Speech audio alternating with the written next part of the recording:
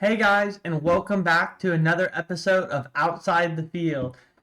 Week 7 is finally in the books. We got past all them buys, and hopefully, like you guys, hopefully you guys, like me, squeaked out a beautiful, beautiful dub this weekend. And we're really excited to tell you what we picked up on. That's Mr. Jacob. I'm Chris, and welcome to Outside the Field. Jacob, Yes, sir. how you Let's get doing? into it, guys. I hope you guys had a great week, like Chris said. For all of you guys that are wondering, my two undefeated teams stayed undefeated this weekend. We're just gonna keep grinding. I've never had a perfect season, but we're gonna have one this year. Fingers crossed. Yes, in one of my leagues where you start three QBs, three running backs, four receivers, I was down my top two QBs, my top two running backs, my top two receivers against my brother, and we found the way to victory. So honestly, Beautiful. and our starts and sits guys were a bit better this week compared to last week. So we got back on track, but we'll go over that later in the week for you guys. Let's hop right in though. What is something you learned from week 7 this week, Jacob? Guys, I think that this is just one of those guys. I think things that we were trying to like pick and play. But going forward, if you have an Arizona Cardinals player, other than like obviously DeAndre Hopkins is an automatic lock. For me, if you have any of them, the only person that's not a flex player for me right now is Rondale Moore. Everybody else, if you have AJ Green, if you have Christian uh, Kirk. Christian Kirk, if you have James Conner, if you have Chase Edmonds, they are all considered flex plays for me. I would 100% feel confident. Sure, some weeks you're gonna have 3 or 4 points, but most of them you're gonna get at least that 10 because that offense is just cooking right now. That's yeah. I think it's that way about the Cardinals offense and the Cowboys offense. Like, if you have a piece of it, you basically just got to get it in there, and you got to understand. And the Buccaneers, I think, as well. You have to understand that with these three offenses, like, you're going to plug them in every week. And yes, they're not going to explode for you every week, but more times than not, they're going to give you those points and they're going to help you win a matchup. So Yes, sir. I agree. Those three offenses, you really got to just trust in your pieces and just play them every single week. And down the line, more could be pushed into that flex spot for me. We've already seen I a few just big plays from him. I just think he needs a little bit more time to kind of uh, get into his role and know his role in that offense. So I think with Zach Ertz entering, it's going to be a little bit harder for Moore yeah, to get his. So if you are in Dynasty, I think down the line, in a season or two, Moore could really get an expanded role. So I think this is potentially a really good buy low window for you if you're in Dynasty. Um, Hopping over to something I learned this week, guys. I learned that Jacob Crabtree was right, guys, that a second year quarterback was going to win the NFL MVP. But I learned that Jacob Crabtree got it wrong, and Joe Burrow will be your 2021 MVP, guys. It's all about the narrative, and Joe Burrow is kind of all people talked about all week. He's taking this Bengals team far. He just made a statement game against the Ravens. So, that's going to help out his case. The only thing that's kind of hurting him a little bit right now is the interceptions. But I think if he can find a way to kind of take care of the ball a little bit more, I think he's got the numbers to back it. I think he's going to be on a really good team this year. And because he brought the Bengals back, I think the narrative could potentially go his way. So I like Joe Burrow for the NFL MVP right now. honestly, I hate it. I hate everything about it. Like honestly, Joe Burrow is showing us that he is that man right now. But for all of you guys that are wondering, Chris and I have had bet number 2 placed in our bet sheet that we have. If you guys missed it last week, we had a bet placed that I believe Montgomery will outperform Joe Mixon as soon as he gets back from injury going forward for the rest of the year, excluding the last week of the regular season. But now we have bet number 2 where Chris believes Burrow is going to be the MVP so much he has given me the entirety of the field. So as long as anybody else wins it than Joe Burrow, I win this bet and I get $20. So we'll see what happens. But I'm gonna keep my fingers crossed for Derrick Henry to keep trucking along. Even though I think it's going to be Kyler Murray, but Henry could get it too, man. He's playing well. If he gets another 2,000-yard season, I don't know how you don't give it to him. You know, he should have got it last year in my eyes. But that being said, Joe Burrow is someone rising both of our rankings. I think we do both have him at quarterback 8 right now. Yeah. It's while I do think he's going to have an MVP level season, it is ultimately that like he doesn't really rush the ball a lot right now, and I just don't think because of that he has enough ability to get up to the top upper echelon of that QB group. Um, but he does have 3 touchdowns on the ground, so that does help. This also kind of ties in just a little bit to I think Jamar Chase and Joe Burrow are our next Tyreek and Mahomes level connection. Not that Mahomes and Hill are done. I do expect them to pick it up and still look incredible moving forward. But they just have a knack for these massive, big time plays, guys. Jamar Chase, I think, has 5 touchdowns over 30 yards right now in the season. He leads the league in 40 plus yard plays. I think this connection is going to be literally incredible. Just moving forward this year, next year, the year after, I think these two are set. Yeah, I would have to 1,000% agree with you.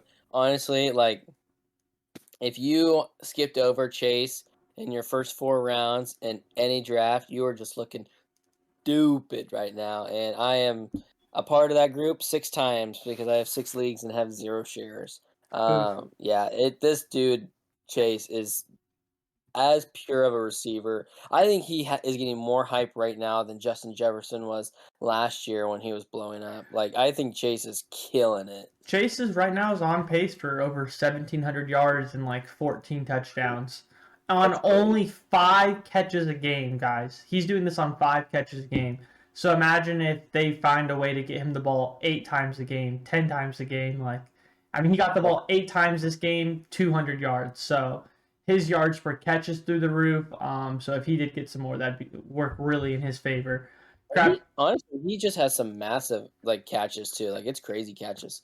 But moving on, something else that we wanted to talk about, something that I picked up on is, um, if you are a Miles Sanders owner, and after seeing what happened last week, we are devastated. Unfortunately for you guys, this is the end for Miles Sanders in an Eagle uniform. Over the year, they've been slowly playing Gaineswell more and more. They just do not want to hand the ball off to Sanders, and I just think with this injury bug, Gaineswell is going to take over, and unfortunately I think this is the end for Miles Sanders, at least in an Eagles uniform.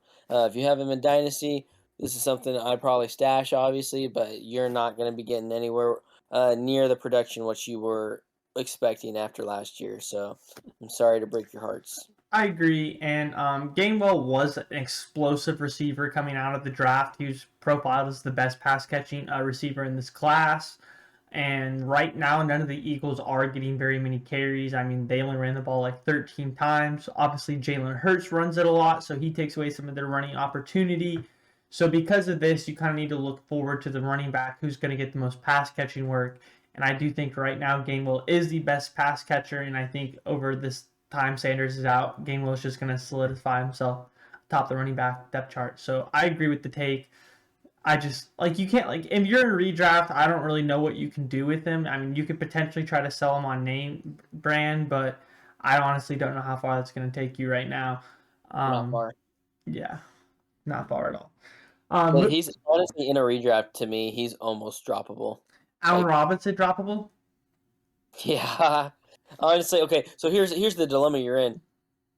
He's droppable, but he's one of those guys you're never going to drop because like you you just never know when he's going to pick it back up. Like you've seen what he can do with terrible quarterbacks. It's like the Um, OBJ and the Browns. Like we yeah, keep waiting for it, but guys, it's never happening. Like OBJ is never gonna revert to Giants OBJ in the Browns uniform.